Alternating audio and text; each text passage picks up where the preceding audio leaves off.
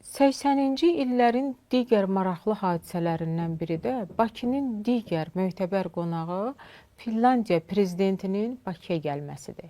Bu səfərin xeyli zəngin proqramı olmuşdu. Finlandiya prezidenti hətta Dağüstü parka, muzeylərə baş çəkmişdi. O zaman Bakıya belə səfərlər nadir hallarda olurdu. Bu səfər nə ilə yadınızda qalıb? Yaxşı yadımdadır o səfər. Artıq bilirsiniz necədir? Kekkonen, Urho Kekkonen, Finlandiyanın prezidenti yaşlı idi artıq və gözü də pis görürdü. O balıqçı idi.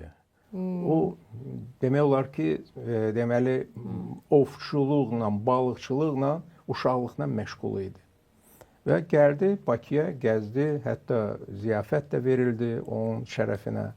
Və sonra onu apardılar Lənkərana. Lənkərana, Xanbulan çaya. Bəli, orada balıq da tutub. Bəli, balıq tutmağa. Hətta onun şərəfinə istirahət mərkəzi də açılıbdı. İstirahət mərkəzi tikmədilər. Orada istirahət qonaq evi var idi.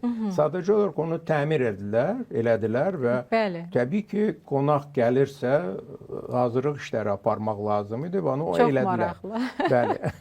Və əslində özü balıq tuta bilmirdi. Çünki gözü pis görürdü, artıq yaşı da çox idi və köməkçiləri onunla məşğul idi.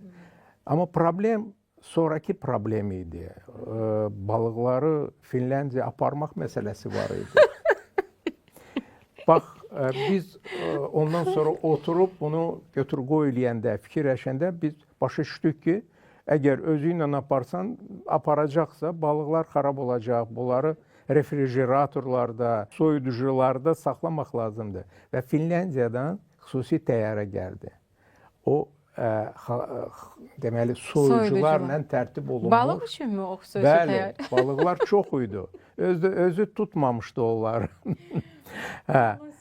Deməli, və nəhayət o balıqları deməli doldular o refrigeratorlara, soyuduculara, təyyarəyə və o rahat bundan sonra getdi öz ölkəsinə. Amma onun bir taleyi də müəyyən dərəcədə acınacaqlı idi. O artıq istefada idi və bir çoxları tanımırdı.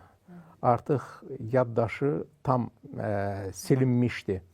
Və onu bağda yaşayırdı köməkçisi ilə və oğlu ilə.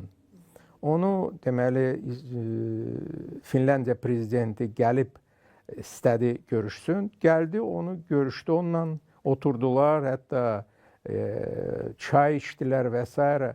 Və Kekkonen ona dedi ki, mən çox şadam, siz məni gəlib soruşursunuz, maraqlanırsınız, qayğı göstərirsiniz. Çox təəssüflər olsun ki, mən sizi tanımıram. Ay aman.